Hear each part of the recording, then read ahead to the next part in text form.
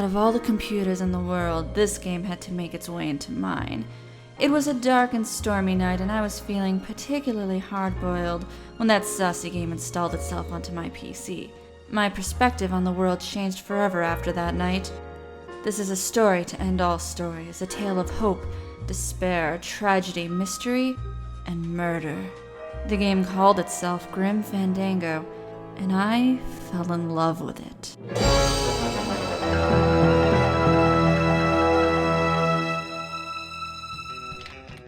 What can I say about Grim Fandango? No, really, what can I say? I asked myself that about 1,000,000 times as I tried in vain to write a script for this review. Grim Fandango is one of my favorite games of all time, and I could never do it justice with one short video, but I sure as hell can try. And before we go any further, there are some gameplay spoilers. Grim Fandango is unlike any adventure game I had ever played. The appeal, for me personally, was the dead element it had going on. It parodies a film noir movie with elements of romance, murder, and tragedy, but it also has amazing humor. Written mainly by Tim Schafer, the humor style combines dark comedy and witty jokes, the kind that actually makes you laugh out loud, not just humor that makes you snicker internally. The game focuses on Manny Calavera, your average guy working a dead-end job at the Department of Death, trying to find good afterlife deals for his clients. But something, or someone, is corrupt in the land of the dead, and as a result, Manny loses one of his clients and feels compelled to find her. Between its film noir elements and its nod to Dia de los Muertos, this game rules over all other games in my mind. Ironically, the game was a commercial failure when it was released by LucasArts in 1998, which seemed to be the year the adventure game died. But to me, this game is not a failure.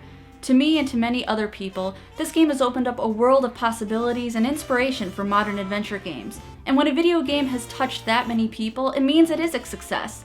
Success that can't be measured by monetary achievements, but by the mark it's left on people's lives. You know what else I like about this game? The death scenes! You may have already noticed that the characters in this game have already kicked the can. You know, them being skeletons and all. The game insists that there is in fact life after death, or at least death after death. So how can a game that's set in the land of the dead have death scenes? Well, that's actually what makes this game interesting. You'd think it'd be pretty hard to kill a dead person, and actually it is. They can go around chain smoking all day long, and they're absolutely fine because there are no lungs to blacken. They can even withstand long stints of tattooing pains due to the needle skipping the dermis penetration process and going directly into the bone. Now there's a form of body modification I'd love to know more about.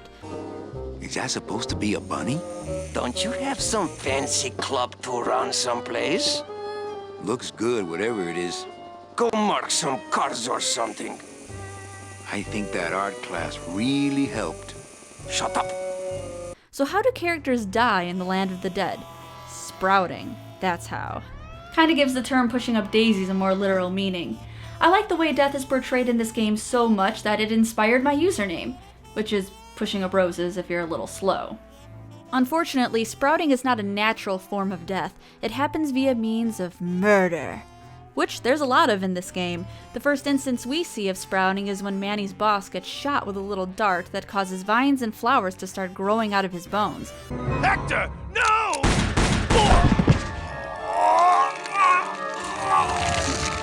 Marigolds. Funny. For some reason, I was expecting tulips. So is this anywhere remotely realistic? Can flowers grow within bone and sprout out of your ears and mouth? In a word, no. This is pure fantasy. Though there is bone meal, a mixture of ground animal bones and waste that's used for fertilizer, bone on its own is not nutritious enough to make plants grow. Regardless of realism, I love this awesomely morbid and literal take on the pushing up daisies idiom, even though they skip the whole being buried part. The game gets straight to the point, sprouting. No burial or casket necessary, which really cuts costs on the whole funeral process. The journey through Manny Calavera's life is so fulfilling. You meet so many interesting characters along the way, including demons,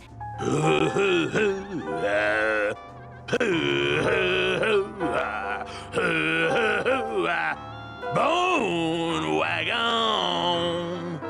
I like it. angels, clowns, and even skeletal birds.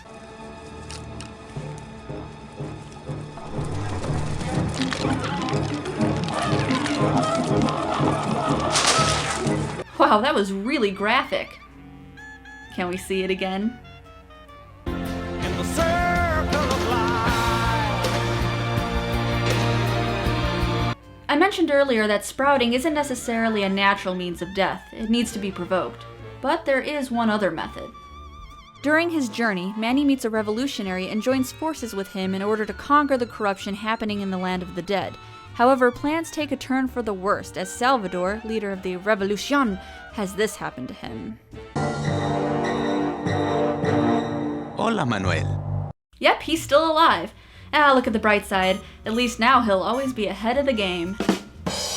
However, his life doesn't last long. In an act of bravery and sacrifice, the character bites on a capsule that releases the sprouting fertilizer throughout his skull, and his role in the game comes to a very sad, yet strangely amusing, end. Viva la revolución!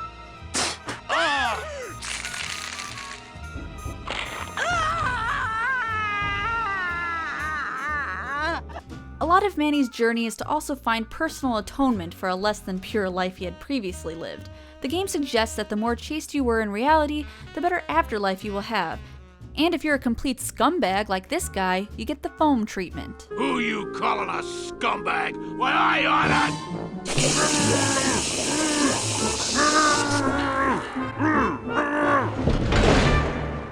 Finding Meche, his lost client, not only becomes a conquest of love for Manny, it's also a journey to find peace after dying.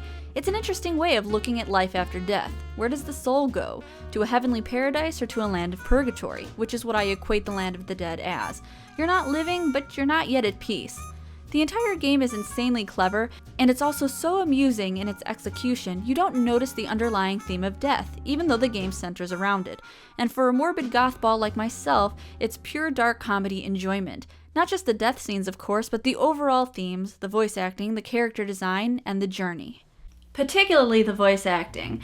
A lot of games get oversaturated by endless boring dialogue, but this game actually makes me want to talk to every single character because the writing is so good. You know, Copal's not really in his office. Sweetheart, I know what you're up to. Huh? You're trying to get me away from my desk so you can link all my paper clips together again. Grow up, darling. I won't spoil the ending of the game if you haven't played it, but I will say that it was purposely left ambiguous. In the past, I had always hoped for a sequel, but now I can't even imagine one. I think it's perfect the way it is, and even though the 3D graphics have obviously aged, I still think it looks sharp. And the soundtrack that features swing and rockabilly music makes this psychobilly girl's heart melt all over the place. The only small, teensy-weensy little nitpick I have about this game are the controls. Using the arrow keys on the keyboard to control Manny, it gets a little frustrating. Sorry, Tim. However, I love the 1940s-esque Day of the Dead character designs, even though Manny's eyebrows are so judgmental. But you know what I really love? Bugging the hell out of the pigeons with a balloon shaped to look like Robert Frost. Run, you pigeons! It's Robert Frost! Don't question it, just go play the game. I discovered this game in a dark time in my life. In fact, this game was one of the only things that illuminated that darkness. Sometimes our own journeys get halted by real-life obstacles and tragedies. But at least I could escape my troubles for a little while in this immersive game that dealt with death in such a way that it helped me to cope with the realism of my father's death when I was a teenager. And when I play this game, I think about him. It's funny how a game that centers completely around death brought me back to life a little bit.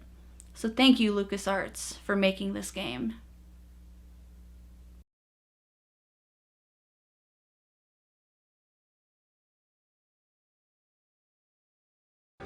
Good evening. I'd like to read a poem. Can you hear me saying nothing? You said this to me in your sleep. Can you hear what I'm suffering? Unify, rectify. Inside a dream, inside a dream, inside a dream.